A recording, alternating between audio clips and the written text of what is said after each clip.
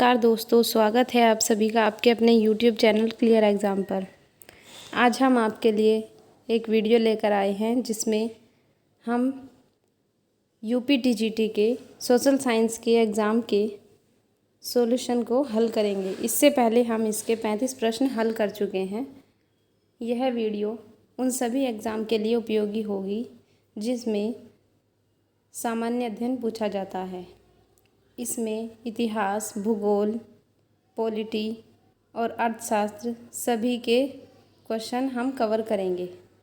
चलिए बढ़ते हैं अपने पहले प्रश्न की ओर। 36 प्रश्न कहता है, किताब उल हिंद का लेखक कौन था? किताब उल हिंद का लेखक कौन था? ऑप्शन नंबर बी, अल बरूनी। अल बरूनी किसके लेखक थे? किताब उल हिंद के। इम्पोर्टेंट प्रश्न है। अगला प्रश्न है, किस लेखक ने महात्मा गांधी को प्रोफेशनल लीडर्स की संज्ञा दी थी? किस लेखक ने महात्मा गांधी को प्रोफेशनल लीडर्स की संज्ञा दी थी? फ्रेडरिक बी फिशर ने। फ्रेडरिक बी फिशर ने महात्मा गांधी को प्रोफेशनल लीडर्स की संज्ञा दी थी। अगला प्रश्न है, सूची 1 को सूची 2 से सुमेलित कीजिए।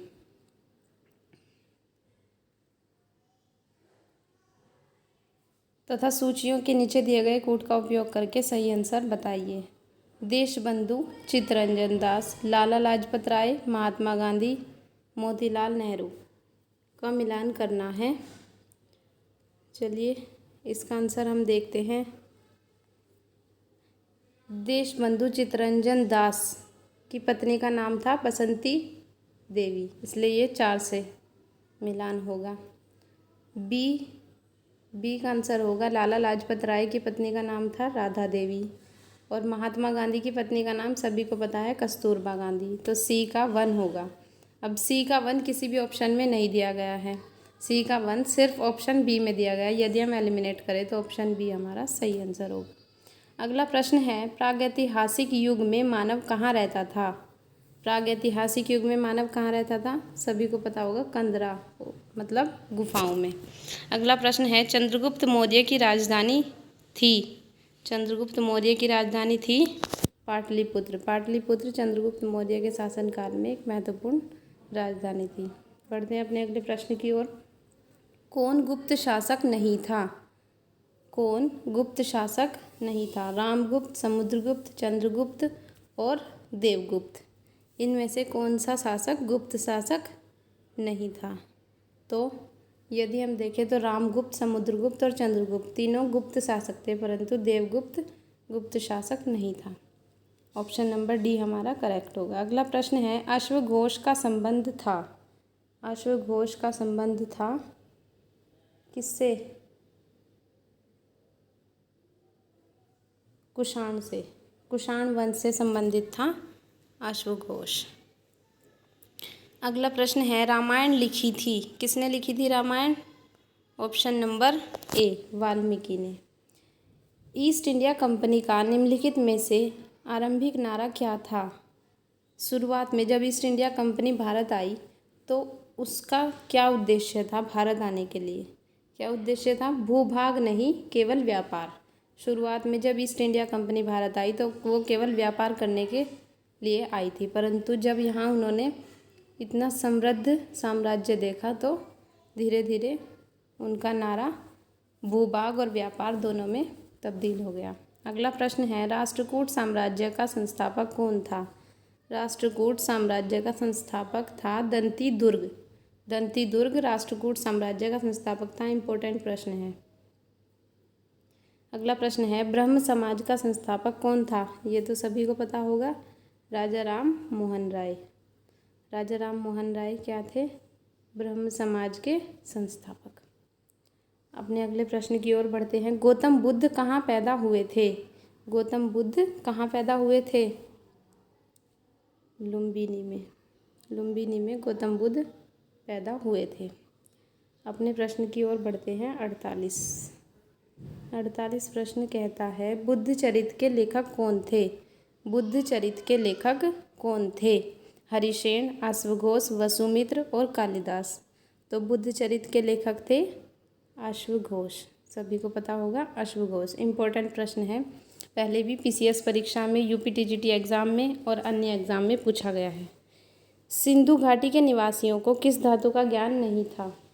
सिंधु घाटी के निवासियों को लोहे का ज्ञान नहीं था, वरना सोना, चांदी और तांबा तीनों के साक्ष्य मिलते हैं। अगला प्रश्न है, प्राचीन भारत में निम्नलिखित में से किस शासक ने जैन धर्म स्वीकार कर संन्यास ले लिया? कौन सा शासक था जिसने जैन धर्म को स्वीकार किया और फिर संन्यास ले लिया? चंद्रगुप्त मौर्य ने जैन धर्म अपनाया था, अशोक ने बौद्ध धर्म अपनाया था। अगला प्रश्न है, ये 1857 की क्रांति से रिलेटेड प्रश्न है। इसमें पूछा गया है कि कौन से नगर में किसने कमान संभाली थी 1857 की क्रांति की? कौन सा सही सुमेलित नहीं है? तो यदि हम ऑप्शन नंबर देखें, ऑप्शन नंबर ए, कानपुर में किसने? नाना साहेब ने। झांसी में लक्ष्मीबाई ने, सही है। कानपुर में भी सही है। ग्वालियर में तात्या टोपे। इलाहाबाद में कुंवर सिंह, गलत है। कुंवर सिंह इलाहाबाद में नहीं थे। अगला प्रश्न है, किस दिल्ली सुल्तान ने घोड़ों को दागने की प्रथा प्रारंभ की थी? ये इम्पोर्टेंट प्रश्न है। घोड़ों को दागने की प्रथा किसने? अलाउद्दीन खिलजी ने। अलाउद्दीन खिलजी ने घोड़ों को दागने की प्रथा आरंभ की थी। अगला प्रश्न है, चालुक्य वंश की राजधानी थी। चालुक्य वंश की राजधानी क्या थी? इम्पोर्टेंट प्रश्न है, बहुत पूछा जाता है एग्ज़ाम में। चालुक्य वंश की राजधानी थी वातापी। अगला प्रश्न है, पल्लव वंश का अंतिम शासक कौन था? पल्लव वंश का अंतिम शासक कौन था? अपराजित वर्मन। ऑप्शन नंबर डी हमारा करेक्ट होगा। अगला प्रश्न है, निम्न में से किस अधिनियम द्वारा ईस्ट इंडिया कंपनी के व्यापारिक अधिकारों को समाप्त कर दिया गया? किसके द्वारा? 1833 के चार्टर एक्ट द्वारा संपूर्ण रूप से व्यापारिक अधिकारों को समाप्त कर दिया गया। अगला प्रश्न है, निम्नलिखित में से कौन सही सुमेलित है? कौन से मुगल बादशाह के दरबार में कौन से विदेश यात्री आए? अकबर, विलियम हॉकिंस और Jahangir, Ralph Fitch, Shahjahan, Thomas Munro और औरंगजेब, मनुची।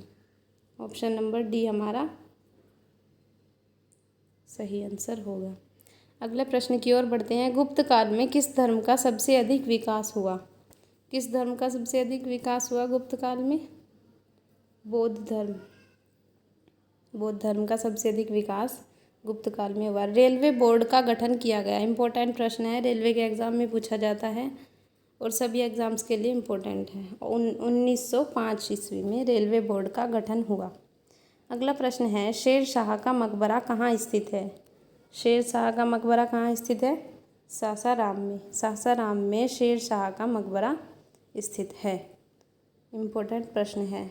अगले प्रश्न की ओर बढ़ते हैं, जोधाबाई महल स्थित है। जोधाबाई महल स्थित है, कहाँ स्थित है? फतेहपुर सीकरी में, सभी को पता होगा। अगला प्रश्न है, हमीदा बानो बेगम पत्नी थी। हमीदा बानो बेगम पत्नी थी, किसकी थी हमीदा बानो बेगम पत्नी?